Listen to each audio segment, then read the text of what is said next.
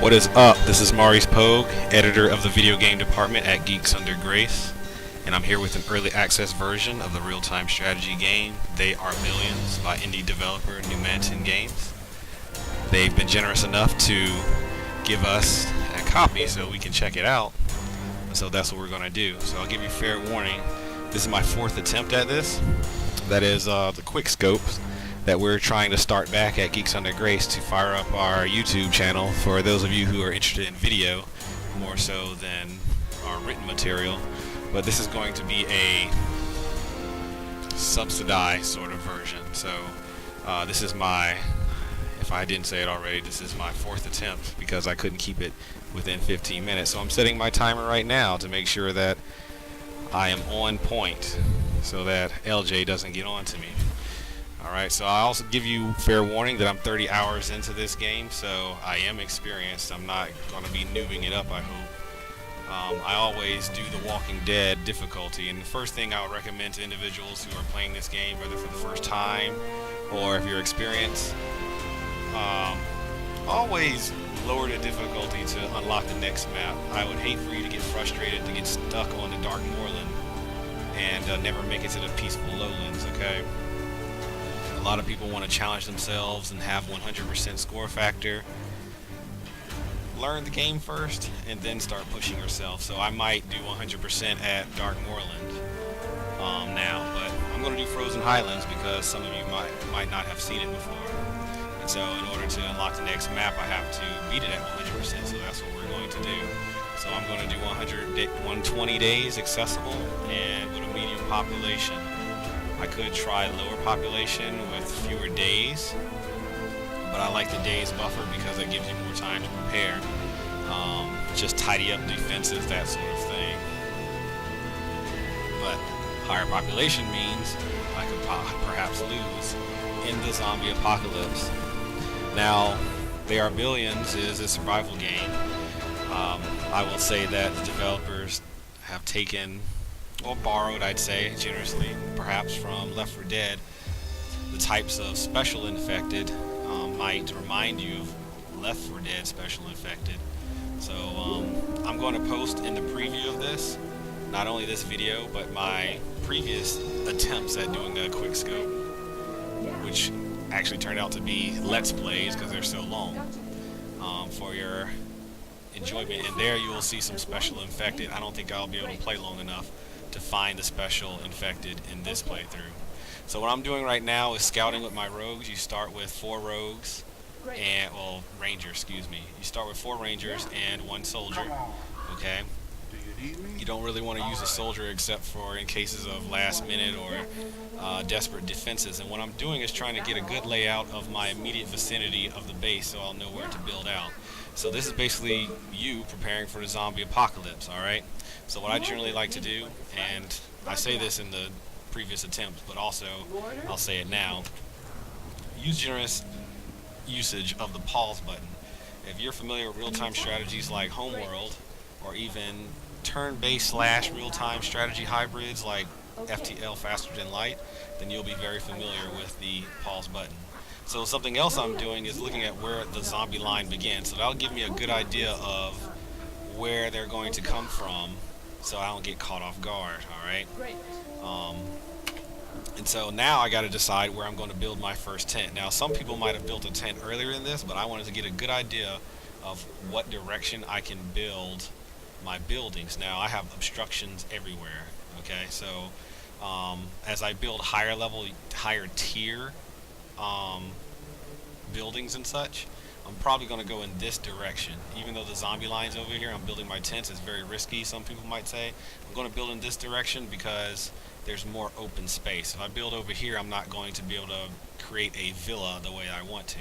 And hopefully as the map opens up, maybe on the other side of this mountain or past this zombie line over here, I'll find more space, or even over in this direction, okay? So what I'm doing right now is just trying to establish where the line is. So I'm going to take 1 rogue here. I'll first put up my building and get that started. I usually start with 2. Of course, I need to get my food going, so I'm going to do Fisher. What is this called? Fisherman's Cottage. So I'm going to get that started over here. And of course, the game is paused, so I get to decide where to best place it. Okay, so you want to maximize your food. Over here I only get 13, and you see this radius here? That lets you know that you can't put one close to each other. As it says, there's a building already getting resources of that same area. So over here, when I saw the 15, right, I can claim the 15, all right? Now, some people might want to triple down, okay? So you can do the 13 here, and then later on, when you expand, you can do over here. But I'm going to go ahead and take this 15 because that's a nice big number, and I can't deny it. Also, I could have a hunter's cottage in these trees. Now, you can do it out here, but you want to save your Greenland for farms, which is another reason why I want to build my tents over here. I want to save my green grass for farms. If I build into regular grass, like here is a 15, but it's close to the woods, I'm getting the woods bonus, okay? So that 14 sounds nice. Over here, it's not so much. In fact, there are minerals over here blocking, so I'll just have to settle for the 11.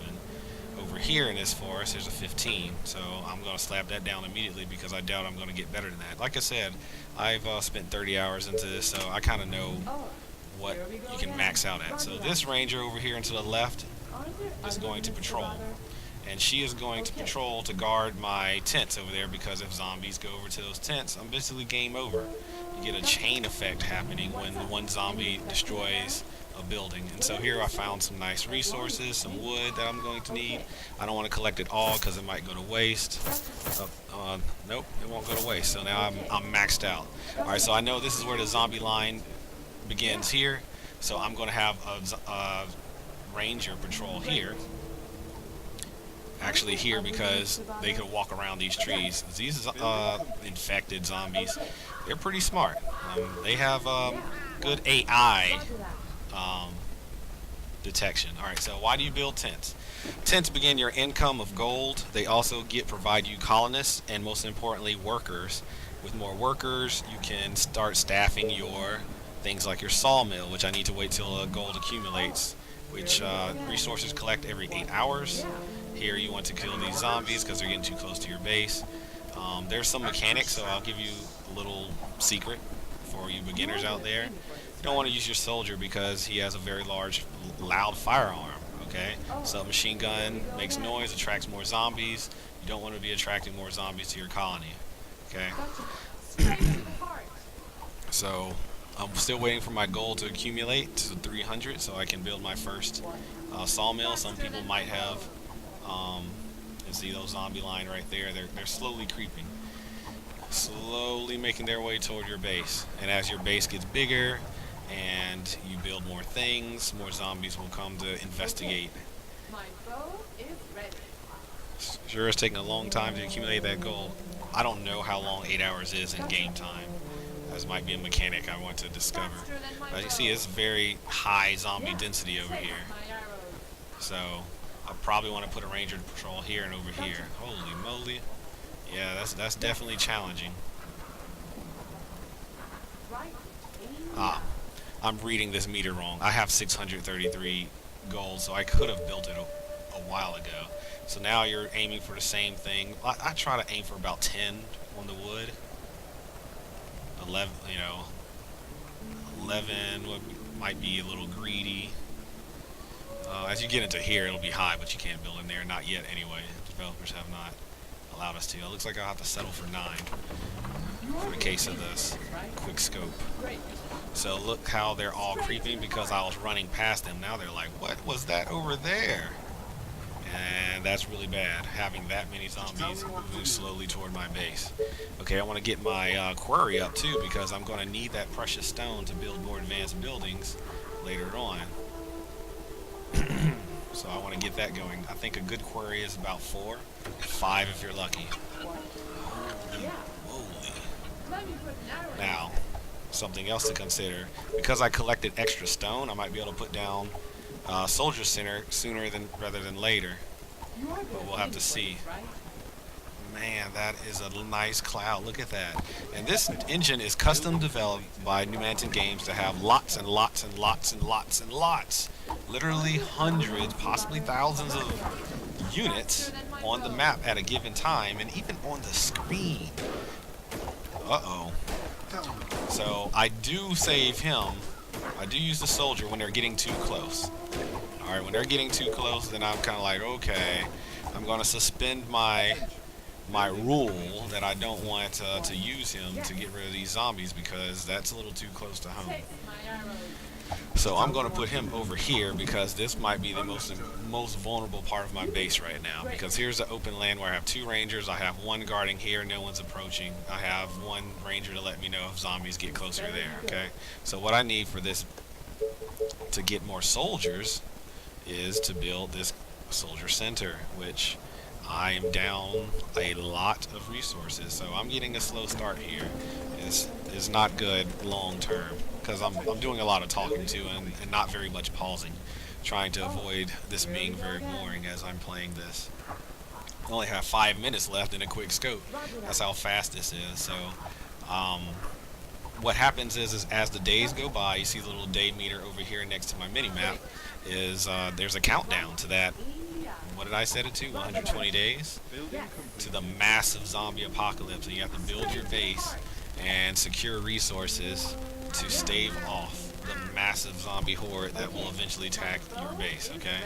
And so for those of you who want to get more information on how that works and how that develops through the game, because 15 minutes in a game like this, real-time strategy, I mean, that's like nothing.